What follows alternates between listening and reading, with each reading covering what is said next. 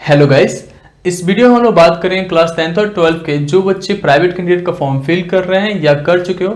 Guys, अगर आपने अभी तक फॉर्म फिल नहीं किया है तो मैं आपसे रिक्वेस्ट करूंगा, डेट बहुत पास आ गया है, 11 नवंबर को लास्ट डेट है। आप उससे पहले फॉर्म फिल कर लो, क्योंकि उसके बाद से अगर फिल करते हो तो 2000 रुपये एक्स्ट्रा देना पड़ेगा। ठीक है, इस वीडियो में हम लोग केवल दो चीज़ों के बारे में बात करेंगे, एक तो form mistakes in form and दूसरी जो हम लोग बात करने वाले हैं प्रैक्टिकल को लेकर थोड़ी सी बात है। ठीक है, प्रैक्टिकल के लिए एक डेडिकेटेड वीडियो जो होगा मैं पूरा केवल प्रैक्टिकल को लेके आ जाऊंगा आपके लिए। ठीक है, जो भी कंफ्यूजन है उसे दूर कर दूंगा एंड उसके बाद से अभी बात करते हैं। ठीक है, तो सबसे पहले हम लोग बात करेंगे मिस्टेक्स इन फॉर्म। आप लोग में से बहुत सारे बच्चों ने ये पूछा है कि भैया कैसे पता चलेगा कि हमने जो फॉर्म फिल किया है, कंफर्मेशन पेज आ गया है, उसमें मिस्टेक्स है। तो एक चीज़ होता है, हमें पहले से पता होता है कि गलती से हमने यहाँ पे पिन कोड में गलती कर दिया, एड्रेस में कर दिया या एग्जाम सेंटर चेंज कर दिया, तो ये आपको पता होता है, या आपका फोटो रोटेटेड आ गया।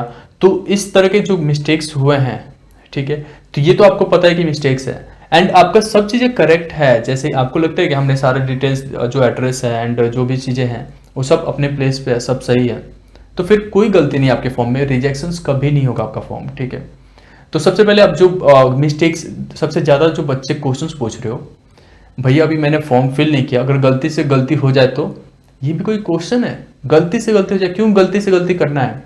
सारी चीज़ें बता रखा है। अगर फिर भी कोई चीज़ नहीं समझ में आ रही, मैंने कहा था कि आपको कमेंट में पूछना है या आप इंस्टाग्राम पे भी पूछ सकते हो, कहीं पे पूछो, मैं बता तो रहा हूँ आप लोगों को। गलती से भी गलती नहीं करो, क्योंकि अगर एक बार गलती करते हो, ठीक है, तो आप लोग के रीजनल ऑफिस जो है अबाउट 100 किलोमीटर दूर होता है आप लोगों से। मतलब मैक्सिमम बच्चों के लिए ऐसा है, कुछ ही बच्चे होते हैं जो रीजनल ऑफिस के पास होते हैं सीबीएसई के। ठीक है, तो 100 किलोमीटर दूर जाना पड़ेगा, बहुत सारे पैसे खर्च होंगे उसके बाद इस कोविड में बाहर जाके आपको रीजनल ऑफिस से सही कराना। ठीक है, और वो भी कितना ज़्यादा टाइम आपका वेस्ट होगा उसमें। तो गलती से भी गलती नहीं करो। जिन बच्चों का गलती हो गया है बाय द वे से कैसे भी करके, या फोटो रोटेट आ गया, तो आप एक बार रीजनल ऑफिस पे फ़ोन करके बात करो, या आप उनको एक लेटर लिख सकते हो, लेकिन 11 से पहले आप उनसे कांटेक्ट कर लो। ठीक है, जिन बच्चों के फोटो रोटेट हो गए उनको ज़्यादा कंपलसरी नहीं है, क्योंकि वो तो एडमिट कार्ड पे आना है, तो आप नहीं भी करते हो, केवल कंफर्म कर लो फ़ोन करके तो भी ठीक है।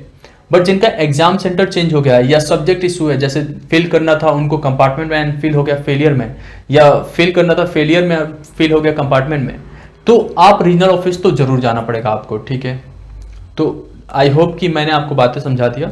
जो बच्चे अपने आप से फॉर्म फिल कर रहे हैं, लाइक आप खुद से फोन से तो फिल करना अवॉइड करो, फोन से फिल नहीं करो, क्योंकि आपका जो है फोटो टिल्ट होके ज़्यादातर आ सकता है, क्योंकि बहुत सारे बच्चों ने ऐसा शिकायत करा कि उनका फोटो टिल्ट हो गया। ठीक है, एक और चीज़, आप कैफ़े पे जाओ और कैफ़े पे आराम से उनसे फिल करवाओ, क्योंकि उनके पास होता है स्कैनर और वो आराम से कर सकते हैं। एंड कोई भी चीज़ जो है, जैसे कि आपको कंपार्टमेंट कैटेगरी में फिल करना है, फेलियर में या एडिशनल में, या आप इंप्रूवमेंट में फिल कर रहे हो, ये पहले से डिसाइड कर लो कि किस में आपको फॉर्म फिल करना है। ऐसा नहीं कि आपने जो है फेलियर में फिल करना था आपको और अचानक से आपने कंपार्टमेंट फिल कर दिया एक सब्जेक्ट में, तो फिर आप जो है एक बार फॉर्म सबमिट हो जाता है तो आप उसे चेंज नहीं कर सकते, उसके लिए आपको रीजनल ऑफिस ही जाना होगा। अब हमें बात करते हैं हम लोग प्रैक्टिकल को लेके जो इश्यूज हैं आप लोगों के बीच में, एंड लाइक मैं भी बहुत ज़्यादा टेंस हूँ उसके लिए, प्रैक्टिकल को आपको लेके कि कोई भी चीज़ क्लियर नहीं आ रहा है। तो सबसे पहले कुछ बातें हम लोग बात कर लेते। क्लास 10th वालों को प्रैक्टिकल देना है क्या? क्लास 10th वालों को ना प्रैक्टिकल के लिए फॉर्म फिल करना है, ना ही प्रैक्टिकल का एग्जाम देना है। प्रैक्टिकल का फॉर्म फिल करने का मतलब ये है कि मतलब उनको पैसे जमा नहीं करने हैं फॉर्म फिल करते समय। तो क्लास 10th वाले तो साइड हो गए, पहले उनको कोई प्रैक्टिकल एग्जाम नहीं देना होता है, कोई असेसमेंट नहीं देनी है, ना असेसमेंट के लिए पैसे देने हैं। ठीक है, अब बात करते हैं क्लास 12th के लिए। गाइस, आप लोग के लिए प्रैक्टिकल जो है सीबीएसई फी कलेक्ट कर रही। आपको प्रैक्टिकल के लिए सबसे पहले मैं बताता हूँ, फॉर्म तो फिल करना ही नहीं है, मतलब कोई भी फॉर्म नहीं है। जब आप फॉर्म फिल कर रहे हो, जैसे कि केमिस्ट्री में आपका कंपार्टमेंट आया, तो फॉर्म फिल करोगे तो 300 रुपये आपका केमिस्ट्री का प्राइस एंड देन 150 रुपये उसके प्रैक्टिकल का, तो 450 रुपये आपको पे करना होगा। ठीक है, तो ये तो हो गया आपका कि आपको फॉर्म जो आपका प्रैक्टिकल का है वो तो फिल करना ही नहीं है। ठीक है, अब जो बात करते हैं कि असेसमेंट कैसे होगा एंड प्रैक्टिकल कैसे, सबसे पहले ये सोचो आप, जो आपका असेसमेंट मार्क होता है इसे कहते हैं हम लोग इंटरनल असेसमेंट, ये स्कूल वाले इंटरनली करते हैं। ठीक है, आप किसी स्कूल में जा नहीं रहे हो, आपके इंटरनल असेसमेट किस बेसिस पे दिया जाता है? जो आपके टेस्ट के मार्क्स होते हैं, जैसे टेस्ट होते रहते हैं क्लास में, जो सेशनल वगैरह, आपके बीच में जो मिड टर्म्स एग्जाम्स होते हैं, हाफ ईयरली और ये सब, ठीक है। तो उसके बेसिस पे आपको एग्जाम के कुछ नंबर दिया जाता है, 10 नंबर उससे होता है। फिर 5 नंबर के जो पोर्टफोलियो अगर बनाते हो आप लोग प्रोजेक्ट्स वगैरह, उस पे होता है। और फिर 5 नंबर आपके कितना ग्रोस हो रहा है उसके नंबर, मतलब ये कैलकुलेट करता है आपका स्कोर, ठीक है। ये नंबर मिलते हैं। अब सीबीएसई आपका कहाँ से कैलकुलेट करेगा, क्या आपका देखेगा कि कैसे प्रोग्रेस करो, पढ़ाई करो थ्रू आउट द सेशन? नहीं, तो आपका असेसमेंट का जो पिछला मार्क्स था वही आपको मिल जाएगा। अब बात आती है जो 2019 से पहले के बच्चे हैं। गाइस जो 2019 से पहले के बच्चे हैं उनको तो उस समय असेसमेंट होता नहीं था, तो आपका असेसमेंट ऐसे तो नहीं किया जा सकता। तो आपको क्या किया जाता है, जो नंबर है प्रो डाटा बेसिस पे दे दिया जाता है। मतलब आप जो 80 मार्क्स में जितना नंबर लाओगे उसको 100 में कन्वर्ट कर दिया जाएगा। जैसे 100 में करके आपका जो मार्क्स आया उसे भी थोड़ा सा बढ़ा देंगे, ठीक है। इसमें आपका थोड़ा नुकसान हो जाता है। अब प्रैक्टिकल के लिए बात कर लेते हैं। प्रैक्टिकल्स के लिए कैसे होगा, ठीक है।